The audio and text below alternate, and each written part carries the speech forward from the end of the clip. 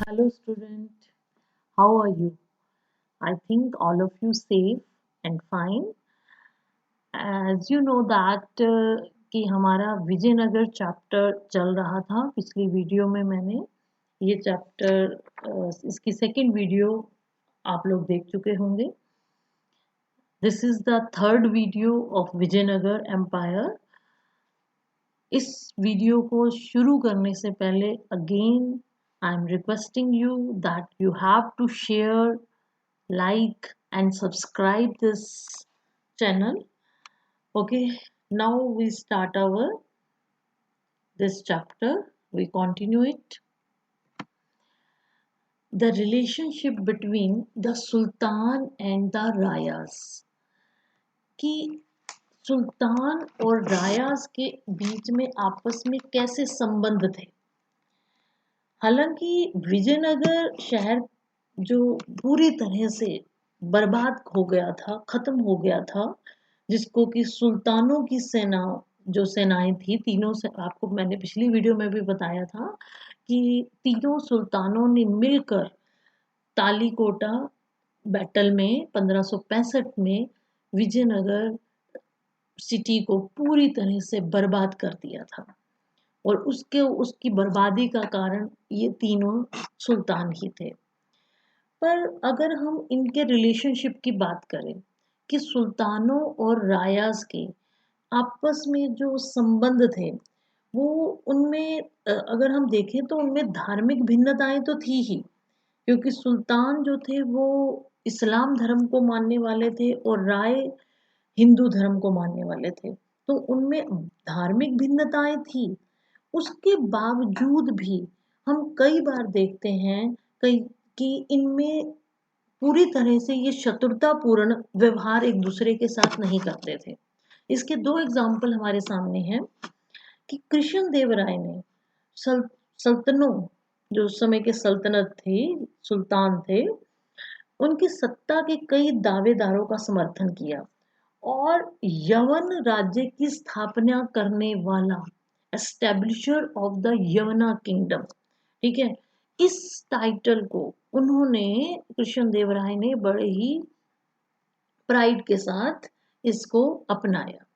Similarly जो सुल्तान थे, अगर हम बात करें कि जो सुल्तान ऑफ बीजापुर की जब हम बात करते हैं, जब कृष्णदेव राय की डेथ हो गई थी, ठीक है, तो बीजापुर के सुल्तान ने कृष्णदेव राय की मृत्यु के पश्चात विजयनगर में उत्तराधिकार के विवाद को सुलझाने के लिए भी हस्तक्षेप किया था। यानी कि कृष्णदेव राय की डेथ हो गई, उसके बाद बीजापुर के सुल्तान ने कि जो उत्तराधिकारशिप को लेकर जो उनमें आपस में डिस्प्यूट्स थे उसको खत्म करने की कोशिश की थी। वास्तव में अगर हम देखें कि वास्तव में विजयनगर शासक और सल्तनत दोनों ही एक दूसरे के स्थायित्व को निश्चित करने के इच्छुक थे। यह राम राय की जोखिम भरी ही नीति थी कि जिसके अनुसार उसने एक सुल्तान को दूसरे सुल्तान के विरुद्ध करने की कोशिश की और लास्ट में क्या हुआ कि सारे सुल्तान एक हो गए थे और उन्होंने उसे निर्णायक रूप से पराजित कर दिया। और जो राम राय था वो बैटल ऑफ तालीकोटा में उसकी हार हो गई थी, ठीक है, क्योंकि रामा राय ने एक कॉन्स्पिरेसी रची थी इन तीनों सुल्तानों के अगेंस्ट। वो इन तीनों सुल्तानों को ही आपस में लड़वाना चाहता था, परंतु क्या हुआ कि तीनों सुल्तान एक हो गए और उन्होंने मिलकर रामा राय पर अटैक कर दिया था। Okay, next topic is the nayaka in the Vijayanagar empire. साम्राज्य में शक्ति का प्रयोग करने वालों में सेना सबसे ज्यादा प्रमुख होती है, जो सामान्यतः उस समय किलों का पर नियंत्रण रखती थी और जिनके पास सशस्त्र समर्थक होते थे, यानी कि पूरे शस्त्रों से लैस उनके पास सैनिक होते थे। ये प्रमुख आमतौर पर एक स्थान से दूसरे स्थान तक भ्रमणशील रहते थे, एक से दूसरे स्थान पर घूमते फिरते रहते थे और कई बार बसने के लिए उपजाऊ भूमि की तलाश में किसान भी उनका साथ देते थे।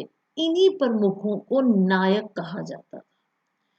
और ये जो नायक होते थे ये आमतौर पर उनकी ही रीजनल लैंग्वेज का प्रयोग करते थे, जैसे तेलुगु और कन्नड़ भाषा ये बोलते थे। कई नायकों ने तो विजयनगर शासक की प्रभुसत्ता को आगे समर्पण भी कर दिया था और ये अक्सर विद्रोह भी कर देते थे और इन्हें सैनिक कार्रवाई के माध्यम से ही जो राजा था उस समय वो इनको वश में रखता था ताकि ये आगे से कभी भी रिबेल या विद्रोह ना कर सके। इसके बाद हम बात करते हैं अमर नायक सिस्टम कि अमर नायक प्रणाली क्या थी। अमर शब्द, सबसे पहले मैं अमर शब्द का मतलब बताना चाहूंगी। अमर शब्द मान्यता अनुसार संस्कृत शब्द समर से, इसका जो अगर हम कहें कि ये डिराइव कहाँ से हुआ है तो ये डिराइव हुआ है समर शब्द से जिसका अर्थ है लड़ाई या युद्ध। ये फारसी शब्द अमीर से भी मिलता जुलता है जिसका अर्थ है ऊंचे पद का कुलीन व्यक्ति, जो जिसको कि बहुत हाई पोस्ट का एक रिच पर्सन। ठीक है, तो यहाँ पर इसको संस्कृत शब्द और दूसरा फारसी शब्द से माना जाता है कि ये वर्ड निकला हुआ है। अमर नायक प्रणाली विजयनगर साम्राज्य की एक प्रमुख राजनीतिक खोज थी। ऐसा लगता है कि इस प्रणाली के कई तत्व दिल्ली सल्तनत की इक्ता प्रणाली से भी मिलते जुलते हैं। अमर नायक कौन थे? अमर नायक जो थे वो सैनिक कमांडर थे, मिलिट्री कमांडर या सैनिक कमांडर थे जिन्हें राय द्वारा यानी कि राय द्वारा प्रशासन के लिए राज्य क्षेत्र दिए जाते थे। यानी कि जो राय या राजा होता था उस समय वो इन अमर नायकों को अपने कुछ कुछ एरियाज दे देते थे। ठीक है, जहां पर ये किसानों से, शिल्प कर्मियों से, व्यापारियों से भू राजस्व और अन्य कर वसूल करते थे। तो ये उनसे टैक्स कलेक्ट करते थे, चाहे वो पीजेंट थे, चाहे वो क्राफ्ट्समैन थे या वो ट्रेडर्स थे। ठीक है, तो उनके अकॉर्डिंग उनसे टैक्स लिया जाता था। वे राजस्व का कुछ भाग व्यक्तिगत उपयोग और घोड़ों और हाथियों के निर्धारित दल के रख रखाव के लिए भी अपने पास रख लेते थे। सारा का सारा टैक्स वो राजा को नहीं देते थे, कुछ टैक्स वो अपने पर्सनल यूज के लिए रखते थे या फिर वो अगर घोड़े हैं उनके पास या एलिफेंट्स थे, ठीक है, तो उनकी देख रेख के लिए, उनके कॉन्टिजेंट के लिए भी ये पैसा, ये टैक्स पर यूज करते थे।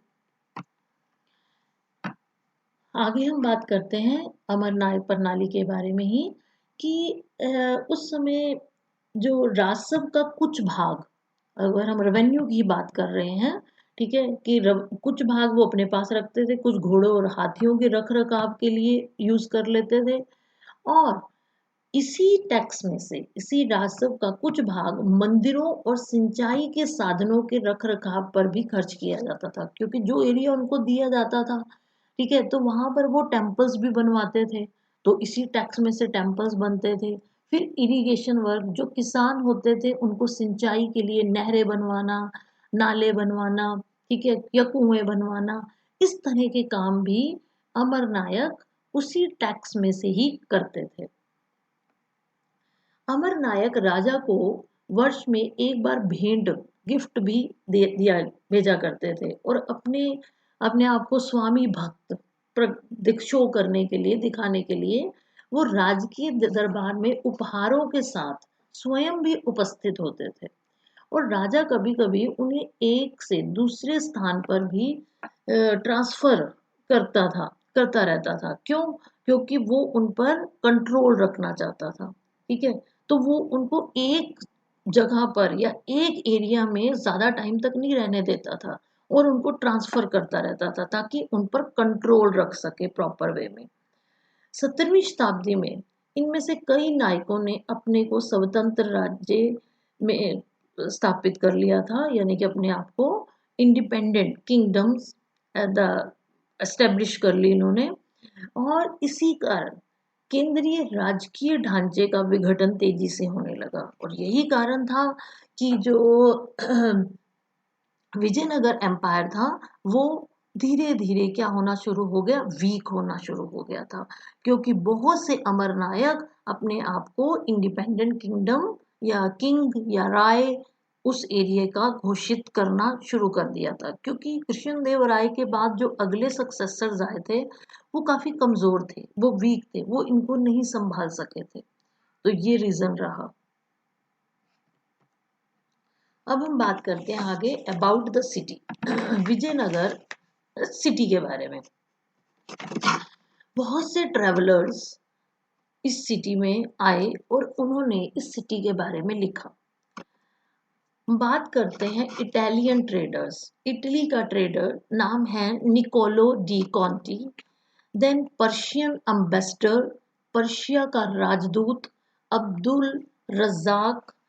और उसके बाद एक मर्चेंट व्यापारी नेम्ड अफनासी अफनासल निकितिन फ्रॉम रशिया। ओके, ये रशिया से आया था, मर्चेंट था। इन ये सब 15वीं शताब्दी में भारत में इस विजयनगर सिटी में आए थे। उसके बाद दुरते बारबोसा, डोमिंगो पियाज एंड द फर्नैनो न्यूनीज, ये पोर्चुगाल से आए थे, पुर्तगाल से आए थे। ये सब कौन सी सदी में? 16वीं सदी में। All these are very important for 1 mark question. Now Vijayanagar के वाटर रिसोर्सेज की क्या फीचर्स थे, उसकी जल संपदा, ठीक है, कि क्या मेन मुख्य विशेषताएं थी। विजयनगर की अगर हम भौगोलिक स्थिति की बात करें, ठीक है, उसके अगर हम लोकेशन की बात करें या फिजिकल फीचर्स की बात करें, के विषय में सबसे चौंकाने वाले जो मेन तथ्य था कि ये तुंगभद्रा नदी द्वारा यहाँ निर्मित एक प्राकृतिक कुंड है। यह नदी उत्तर से पूर्व दिशा की ओर बहती है। यहाँ पर एक नेचुरल, हम कहेंगे कि नेचुरल बेसिन, ठीक है, जो कि तुंगभद्रा रिवर की वजह से ही बना हुआ था। और ये तुंगभद्रा रिवर उत्तर से पूर्व दिशा की ओर बहती थी। आसपास के भूदृश्य रमणीय ग्रेनाइट की पहाड़ियों से परिपूर्ण है, यानी कि आसपास के जो एरिया था वहां पर हमें ग्रेनाइट हिल्स नजर आती है, जो चारों तरफ से एक तरह का वेस्ट बेल्ट की तरह का काम करती थी। बहुत से इन पहाड़ियों से अगर हम शहर के चारों ओर एक तरह का, ये वही मैंने बोला कि एक वेस्ट बेल्ट या करधनी का निर्माण, ऐसा लगता है कि एक बेल्ट के रूप में इसको चारों तरफ से जकड़ा जा गया था। और इन पहाड़ियों से कई जल धाराएं आकर नदी से मिलती हैं। लगभग सभी धाराओं के साथ बांध बनाकर अलग अलग आकार के होज बनाए गए थे। ये बहुत एक डिफरेंट चीज थी कि उन्होंने जितनी भी धाराएं ऊपर से बह रही थी, उन धाराओं को जब वो नीचे आती थी तो साथ में इनके एक अलग अलग क्या बना रखे थे, बड़े बड़े टैंक्स बना रखे थे जहां पे पानी इकट्ठा हो जाता था। क्योंकि यह प्रायद्वीप के सबसे शुष्क क्षेत्रों में से एक था, इसलिए पानी के संचयन और इसे शहर तक ले जाने के लिए व्यापक बहुत ज्यादा प्रबंध करना भी बहुत जरूरी था। ठीक है, तो जो सबसे महत्वपूर्ण होजों में से का निर्माण, अगर हम बात करते हैं अब आगे कमलापुरम टैंक की। ये जो कमलापुरम टैंक था बहुत ही इम्पोर्टेंट, यहाँ पे आप पिक्चर भी देख रहे हो, ठीक है, ये 15वीं शताब्दी में बनवाया गया था, जिसका नाम था कमलपुरम जलाशय। इस हौज के पानी से न केवल आसपास के खेतों को ही सींचा जाता था, बल्कि एक नहर के माध्यम से इसे राजकीय केंद्र तक भी ले जाया गया। यानी कि इसके पानी को एक नहर के हेल्प से इसको जो राजकीय केंद्र था, जो रॉयल सेंटर था, वहां तक इसके पानी को ले जाया गया। This is the picture of Kamalapuram tank, very beautiful tank. Here you see again the another picture. Now अब हम बात करते हैं डिस्ट्रीब्यूशन कैनाल। ये मैं इसी कैनाल की बात कर रही थी, ठीक है, कि इस कैनाल के थ्रू पानी को रॉयल सेंटर तक, जो राजकीय केंद्र था, जहाँ यानी कि जहाँ पे राजा रहता था, उसके पैलेस तक ले जाया गया। इस कैनाल का नाम था हिरिया कैनाल, ठीक है, हिरिया नहर। हिरिया नहर को एक आज भी एक हम डिफरेंट, बहुत ही प्रोमिनेंट वर्क के रूप में देखते हैं। इस नहर में तुंगभद्रा पर बने बांध से पानी लाया जाता था और इसे धार्मिक केंद्रों से शहरी केंद्र को अलग करने वाली घाटी को सिंचित करने में प्रयोग किया जाता था।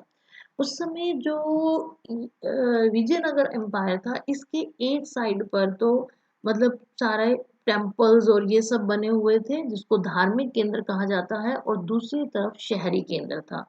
तो ये कैनाल इन दोनों पार्ट्स को अलग अलग करती थी, ठीक है, इन दोनों पार्ट्स को सेपरेट करती थी। और उस समय अलग करने और आसपास के एरिया को ये उसको इरिगेट भी करती थी, सिंचित भी करती थी, यानी कि इस पानी से आसपास के एरिया पर वो फसलें या क्रॉप्स वगैरह ग्रो कर लिया करते थे। अब ये माना जाता है कि इसका निर्माण कौन से वंश ने किया था? इसका निर्माण संगम वंश के द्वारा के जो राजा थे, उन्होंने इस कैनाल का निर्माण करवाया था। ओके स्टूडेंट, नेक्स्ट टॉपिक हम नेक्स्ट वीडियो में कवर करेंगे। अगर आपको मेरी वीडियो पसंद आई हो तो लाइक, शेयर और सब्सक्राइब कर दीजिएगा, ताकि आपको आगे आने वाली वीडियो मिलती रहे। Thank you.